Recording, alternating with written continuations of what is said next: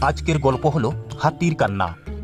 একটি নদীর ধারে পাহাড় ও জঙ্গলের মাঝখানে বাস করে এক বৃদ্ধ ও বৃদ্ধা। তাদের জীবন চলে অভাব ও ক্ষুধার সঙ্গে লড়াই করে। রাত গভীর হলে হঠাৎ জঙ্গলে অদ্ভুত শব্দ শোনা যায়। এক হাতি পায়ে আঘাত পেয়ে যন্ত্রণায় কাঁপতে কাঁপতে কুঁড়ে ঘরের কাছে আসে। হাতিটি এক পা জানালার মধ্যে ঢুকিয়ে চুপচাপ শুয়ে থাকে।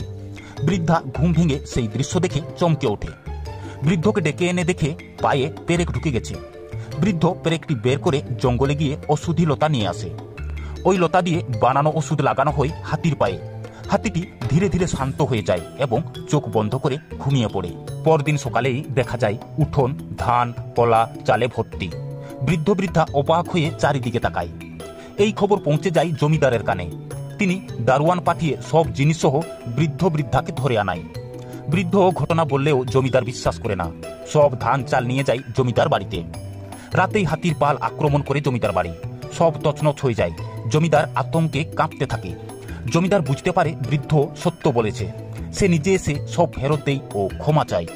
হাতিরা আবার তাদের উঠোন ভরে দেয় ভালোবাসায়। বৃদ্ধ বৃদ্ধা বুঝতে পারে প্রকৃতি কৃতজ্ঞতাও ফিরিয়ে দেয়।